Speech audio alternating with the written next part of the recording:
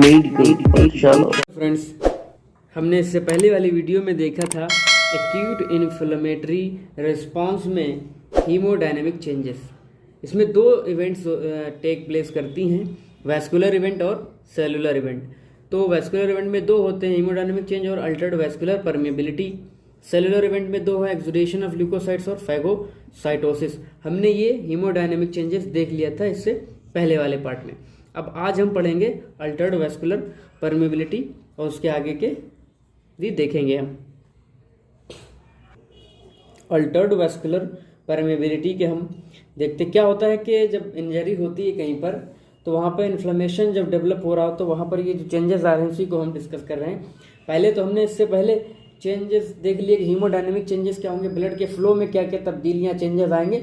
अब हम उसकी परमेबिलिटी पर बात करेंगे। क्या होगा कि वैस्कुलर जो परमेबिलिटी है यानी परमिएबिलिटी उसकी बढ़ जाएगी यहाँ पर, क्योंकि एंडोथीलियल लेयर जो होती है आमतौर पर नॉन परमिएबल होती है, लेकिन इन्फ्लेमेशन के दौरान ये क्या हो जाती है, लीकी हो जाती है। यहाँ से फ्लूइड लीक आउट करने लगता है, वेसल से बाहर जाने लगता है टिश्यू फ्लूइड में, तो टिश्यू स्पेस में एंडोथीलियल लेयर क्या हो जाएगी, लीकी हो जाएगी, परमिएबिलिटी बढ़ जाएगी। इसकी क्या मैकेनिज्म है ये देखेंगे।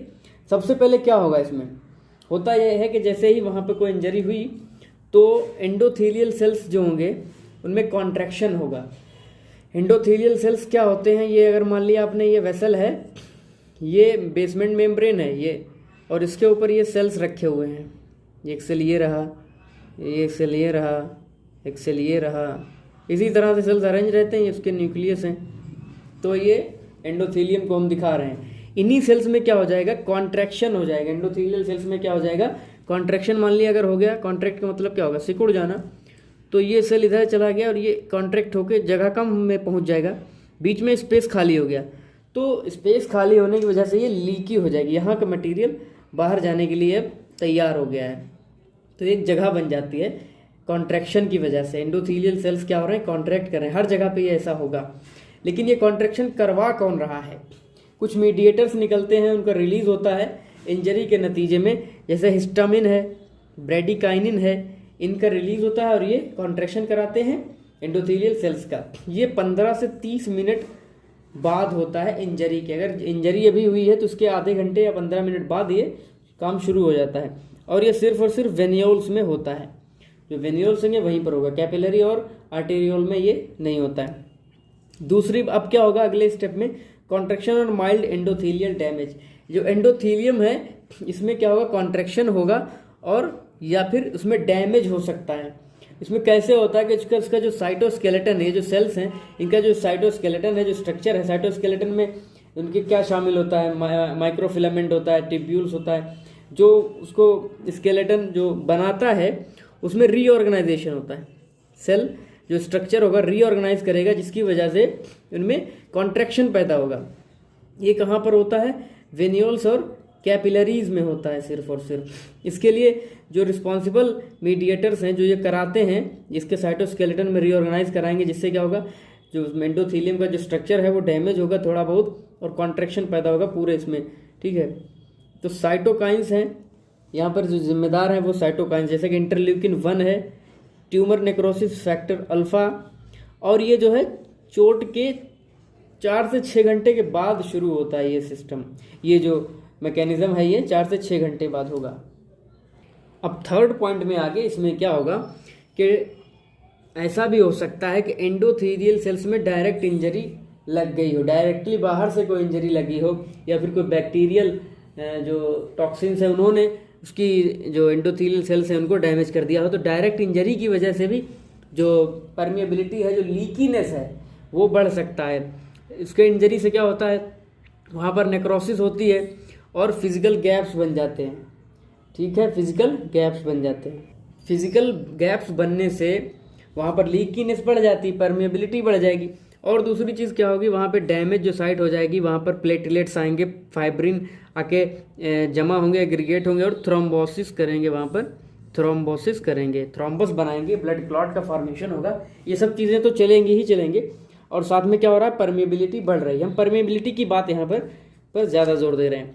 फिर आगे क्या होगा, एक और वजह से परमेबिलिटी बढ़ सकती है, वो है कि ल्यूकोसाइट मीडिएटेड एंडोथेलियल इंजरी, यानी WBC यहाँ पर इंजरी क्रिएट कर रहे हैं, उसकी वजह से परमेबिलिटी बढ़ रही है। क्या होता है जब भी इंजरी होती है, मैं आपको थोड़ा सा समझा दूं। ये जब इंजरी होती है तो ये मान लिया ब्लड वेसल है और इसके बीच में क्या हो रहा है, ब्लड फ्लो कर रहा है, ये सब RBC घूम रहे हैं, WBC टहल रहे हैं, इसी में फ्लो हो रहा है।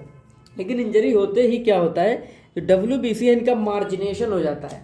मार्जिनेशन का मतलब है, मैं अब WBC पर फोकस करूंगा, ल्यूकोसाइट्स जो हैं न्यूट्रोफिल हालांकि आकर के एंडोथेलियम पर चिपक जाएंगे, ये इस तरह से। यहाँ पर मैं आपको सेल भी दिखा दे रहा हूँ, जैसे कि ये एंडोथेलियल सेल है, ये दूसरा सेल है, इस तरह से सेल लगे हुए हैं एंडोथेलियल सेल्स, इसी पर आकर के WBC चिपक जाएगा। इसके चिपकने से अब क्या होगा, ये एक्टिवेट हो जाता है। जब तक ये इससे जुड़ता नहीं है तब तक इसमें एक्टिवेशन नहीं होती है, ऐसे घूम रहा है।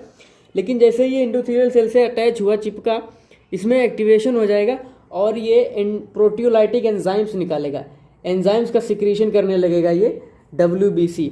एंजाइम्स का काम तो आप जानते हैं, प्रोटियोलाइटिक है तो प्रोटीन को डाइजेस्ट कर देगा, और साथ में ये ऑक्सीजन की जो खतरनाक वाली स्पीशीज़ होती हैं उनको भी ये रिलीज कराता है। तो ये एंजाइम और ये स्पीशीज़ जा कर के एंडोथेलियल जो सेल्स होंगे इनको डैमेज करेंगे, इनके ऊपर तोड़ फोड़ मचाएंगे, और इंजरी की वजह से वहाँ पे क्या होगा, इंजरी होगी, ये सब करेगा तो इसी को इंजरी कहते हैं। तो इससे क्या होगा, ये जब सेल खराब हो जाएगा, टूट जाएगा, तो यहाँ पे गैप बन जाएगा। तो गैप बनने से क्या होगा, यहाँ का फ्लूइड बाहर आराम से जा सकता है, तो परमिएबिलिटी बढ़ जाती है इस वजह से, WBC के अटैच होकर एक्टिवेट होने से।